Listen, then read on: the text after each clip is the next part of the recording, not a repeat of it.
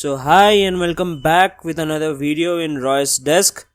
I hope you all are doing good. So I'm back with another PCB package to open, and this time instead of Robu I tried Lion circuits. The main reason being is that they deliver pretty fast. They will deliver within 7 days from your order date, and the main best part is that they have their plants in India. So in this video we will check out what is inside of this package, and we will solder all the components to this PCB, and we will test this PCB also. So without wasting any further more time, let us quickly get started.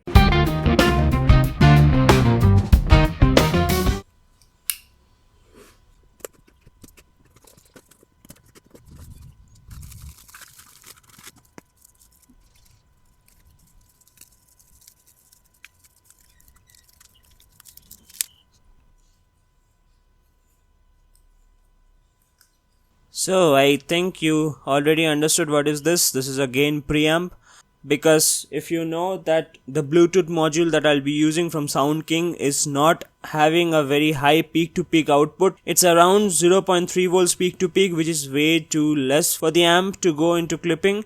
That is why we need one Gain Preamp. So the PCB size itself is very compact. I'll be using those polypropylene 10 microfarad capacitors, so that is why this trace is this big. So it's a thumbs up for the quality of the PCB.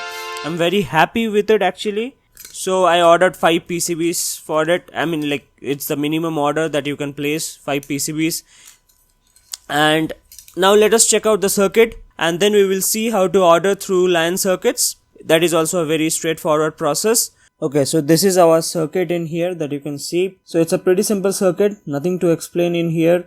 Just to op-amp having a gain factor of 10. And that's the PCB in here.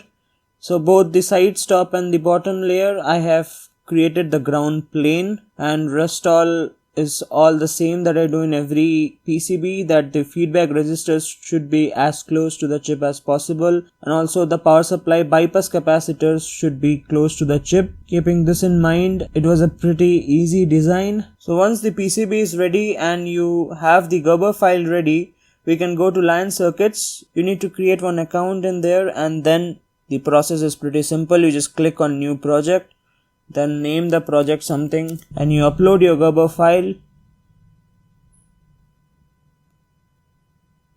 Click on proceed, and once it's done uploading the Gerber file, it will take you to the page of specifications of the PCB. So here you have to fill all the details. Mostly it will be pre-filled to the basic or the default settings. If you need to modify something, you can do it in here, and on the right side you can see all the estimated cost of the PCBs. And the best part is that it is made in India, and that is why they will deliver within 7 days. And once you click on proceed in here, you will directly go to the fabrication. Best part is here that it will show you the progress step by step. It will first check for the errors in the PCB. If there are no errors, then it will directly start fabrication, and once it's done fabricating, they will again send you notifications that it's done fabricating, and then they will ship it. They will mostly ship it by Blue Dart or DTDC. So yeah, it's a very good service, and it's make in India. The PCB qualities are really great. Now let's move on to soldering the components in the PCB. Then we will test the PCB.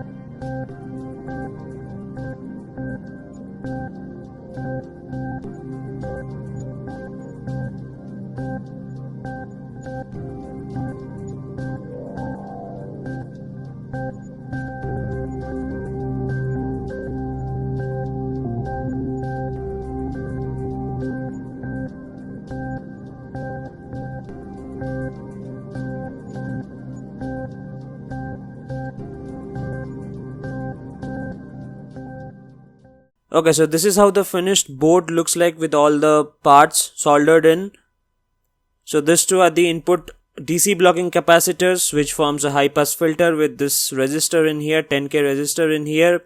Then I have also one low pass filter which filters out the high frequency noises, very high frequency AM or FM interferences. Then a basic gain amplifier circuit, nothing much into it. So that's the power, 12012 regulated power we need here, and that's our input and that's our output.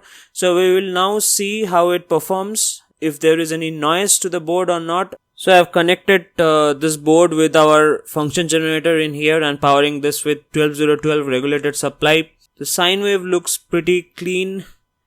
Even if I change the frequency, it is good and responsive. The gain is quite good. If I reduce it down to, say, 300 millivolts, so around 320 millivolts peak to peak input, and if I see what is the maximum output that we can get,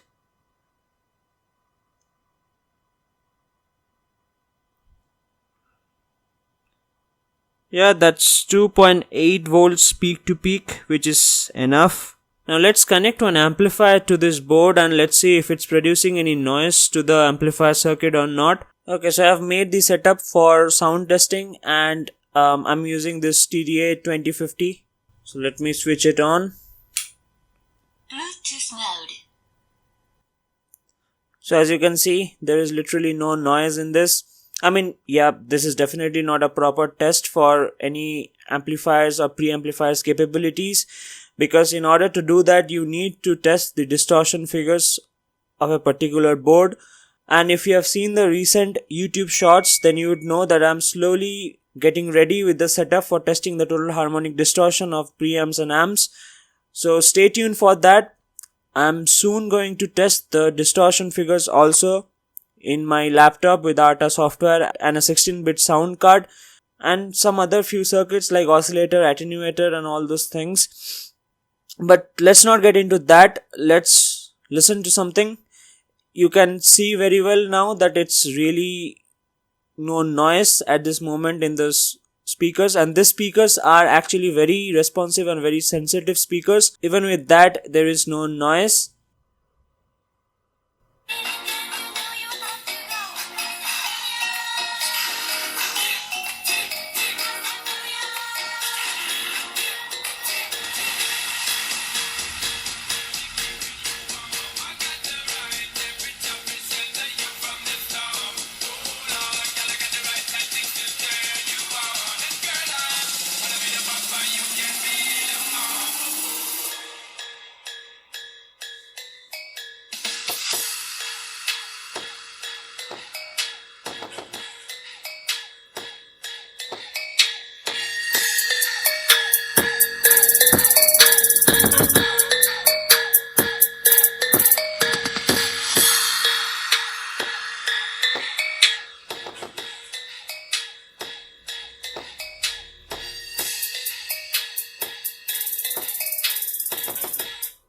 So I guess it's pretty clear now that it sounds really good. Just gives the real sound of the amplifiers without any filters or anything.